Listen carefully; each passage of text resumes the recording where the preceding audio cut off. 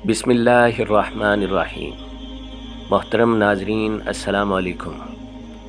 دوستو، آپ دیکھ رہے ہیں دا سیکرٹ آف اسلام۔ ایک عابد نے دیکھا کہ بنی اسرائیل کے کچھ لوگ ایک درخت کی پوجا کرتے ہیں۔ اسے یہ دیکھ کر بے حد افسوس ہوا۔ وہ گھر گیا اور اس نے کلہاڑا اٹھایا اور درخت کاٹنے کے لیے چل پڑا۔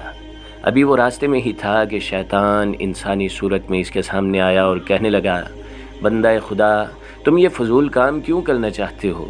اس درخت کو کاٹنے سے تمہیں کیا فائدہ ملے گا؟ عابد کو اس کی بات پر سخت غصہ آیا۔ آخرکار دونوں گتھم گتھا ہو گئے۔ چند لمحوں میں شیطان گر گیا اور عابد اس کے سینے پر چڑھ بیٹھا۔ شیطان نے جب اپنی شکست دیکھی تو کہنے لگا، ہم دونوں آپس میں سمجھوتا بھی کر سکتے ہیں۔ تم اس درخت کو نہ کاٹو، میں وعدہ کرتا ہوں کہ روزانہ 2 دینار تمہیں دیا کروں گا اور وہ دینار روزانہ تمہارے سرہانے کے نیچے مل جائیں گے۔ ان سے تم اپنی ضروریات پوری کرنا اور غریبوں کی مدد بھی کرنا۔ اس بات پر عابد راضی ہو گیا اور درخت کاٹے بغیر واپس آ گیا۔ 2 دن تک وہ عابد کے سرہانے 2 دینار ملتے رہے، لیکن تیسرے دن سے یہ سلسلہ بند ہو گیا۔ عابد نے کچھ دیر انتظار کیا، پھر غصے سے بھرا کلہاڑا لے کر درخت کاٹنے کے لیے چل پڑا۔ راستے میں پھر شیطان کھڑا نظر آیا۔ شیطان نے پوچھا، کہاں جا رہے ہو؟ عابد نے کہا، درخت کاٹنے جا رہا ہوں۔ شیطان نے کہا، میں تمہیں ہرگز درخت کاٹنے نہیں دوں گا۔